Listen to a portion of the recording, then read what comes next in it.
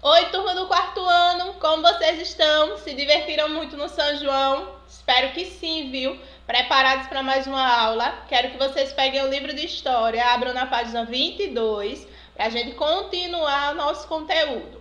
Lembra que a gente na aula passada falou sobre os primeiros habitantes do Brasil? Então, hoje nós vamos falar sobre a cultura indígena. Lembra que os primeiros habitantes eram os indígenas? Nós vamos conhecer um pouquinho mais sobre eles. Primeiro, nós vamos falar sobre a organização das tribos indígenas, como elas se organizaram. Lembram que tinha 7 grandes nações, 7 grandes povos? Então, existia uma organização nessas tribos para as coisas funcionarem. Nas aldeias existem 2 líderes. Um deles se chama cacique ou chefe da aldeia. Ele pode receber esses 2 nomes. Ele é uma pessoa que as pessoas mais velhas das aldeias elegem ele. É como se fosse um prefeito. Então, as pessoas mais velhas, eles fazem uma votação e escolhem uma pessoa que é justa, honesta e muito boa. Essa pessoa ela é responsável politicamente para gerir as aldeias, ou seja, designar, dar ordens, fazer a lei do lugar, fazer com que as coisas funcionem adequadamente. Todo lugar tem que ter um líder. Então, o líder que rege politicamente é o cacique. Nós temos também o outro líder. Ele se chama pajé ou xamã. Nome estranho, né? Esse xamã. Esse pajé, ele é o líder espiritual, ou seja, ele cuida da espiritualidade das pessoas das aldeias. Então, no Brasil, a religião indígena ela está ligada ao xamanismo. É uma religião diferente. Nós conhecemos o catolicismo, o protestantismo. Essas religiões acreditam somente em um Deus, o nosso Deus Todo-Poderoso.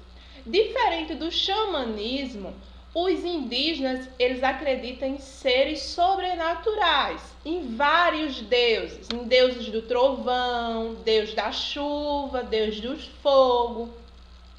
Então, para ele, existem vários deuses. E esse pajé, esse xamã, o nome xamã vem da religião xamanismo.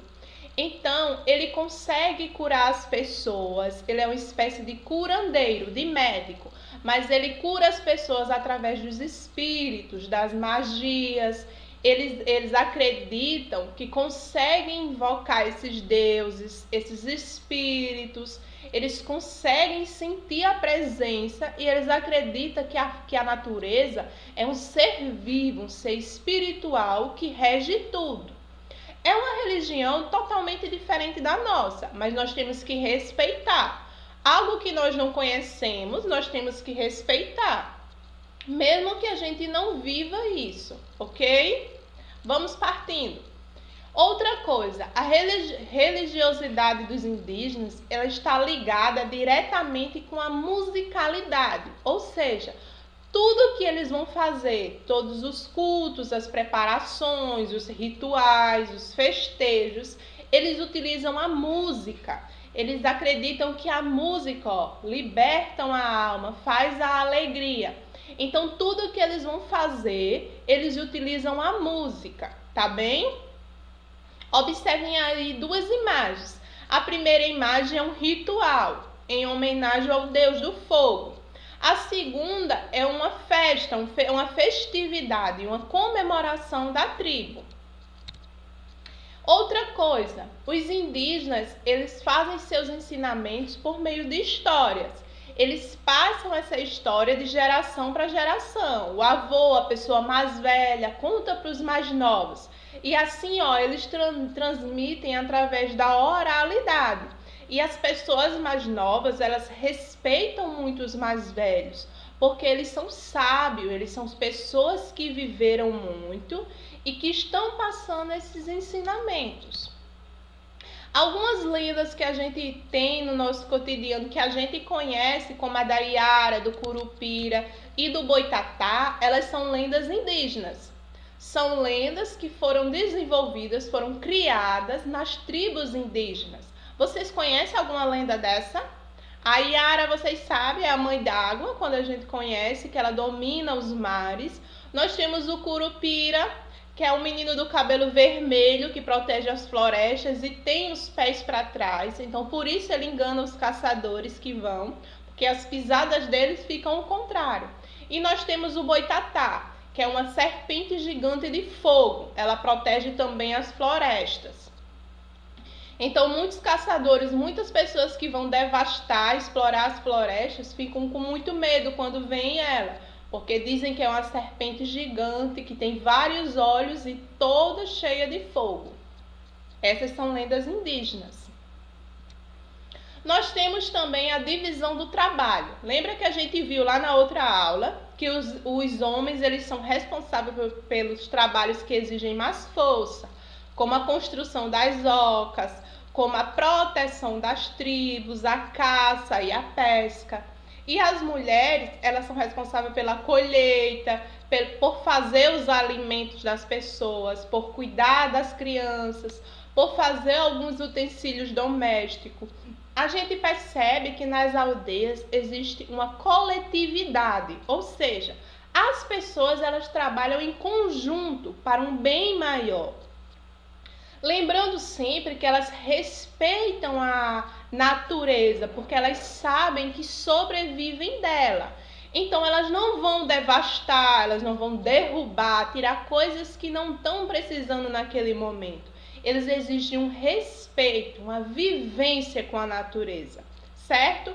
Então eles trabalham em grupo para um bem maior, para o bem da aldeia. Nós vamos ver agora a organização das habitações indígenas, as ocas. Elas podem apresentar as seguintes formas. Elas são construídas, as aldeias, em circular, como vocês podem ver na primeira imagem. Também temos a elíptica, que é um círculo repuxado. Ele não é um círculo totalmente, ele é repuxado nas pontas. Então, o formato dele é um pouquinho diferente do circular. Nós temos também o retangular, onde as ocas elas são construídas uma de frente para a outra. E esse formato faz um retângulo. E nós temos um poligonal, que ele tem um formato diferente. Ele é todo fechado, mas ele também não é um círculo nem uma elíptica. Ele é diferente, certo? E podem perceber que sempre a tribo, a oca maior, que é do cacique, ela fica no meio, por ele ser o líder, certo? A estrutura das ocas, geralmente elas são feitas de galhos, de troncos de árvores e a cobertura é feita de palha e folha de madeira. Então, para a construção dessas ocas, como eu já falei antes, eles têm que trabalhar em conjunto. Todos se ajudam. Não é uma atividade que eu, que você é dono da oca, vou fazer sozinho. Não. A aldeia, os habitantes daquele lugar, todos ajudam a construir, porque eles trabalham coletivamente. A alimentação indígena. Esses alimentos eles estão presentes até hoje no nosso dia a dia, estão enraizados na nossa cultura. Os índios, eles sobreviviam comendo mandioca. A farinha da mandioca era muito rica, então eles faziam beiju, dava muita energia para eles. Também frutas como caju, mamão, sementes como milho, que a gente come até hoje, principalmente nessa época dos festejos juninos, a gente come muita comida de milho, né? Feita à base do milho. E tem também a caça dos animais, que eles faziam a caça da capivara, faziam a caça dos peixes. Então, existia todo um alimento que vinha da natureza. E eles não podiam, eles tinham respeito com esses alimentos. Porque eles plantavam, eles colhiam, eles só caçavam aquilo que realmente iriam comer. Eles não devastavam a natureza igual acontece hoje. Existia um respeito, a natureza era aliada dos indígenas. Porque eles pegavam as coisas da natureza, mas também eles protegiam, certo? Nós temos os utensílios que eram criados pelas mulheres, que ajudava na alimentação, em fabricar, em fazer a alimentação delas. Nós temos o cesto de palha, temos essa peneira que se chama urupema, nome bem estranho, né? Mas o nome dessa peneira de palha é urupema. Nós temos também os vasos de cerâmica que eles utilizavam para colocar água. Então, todos esses utensílios são de origem indígena. Vocês já viram algum desses utensílios? Então, eu quero que vocês prestem bastante atenção. Essa cultura indígena, quando a gente fala, é uma cultura que vem lá de trás, do passado. Não significa que os indígenas, as tribos indígenas hoje, elas não estejam envolvidas na tecnologia. Existe sim. Existem tribos indígenas que a tecnologia já chegou, que eles usam roupa igual a gente, que eles moram em casas feitas de tijolo e cimento igual a gente. Não significa que eles deixaram suas raízes para trás.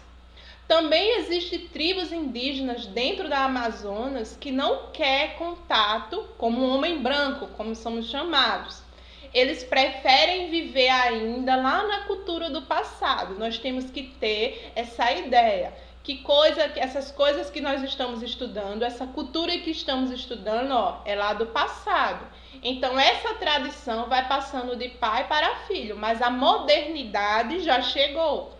A exemplo, nós temos a Baía da Traição, uma cidade que todos vocês vão, né?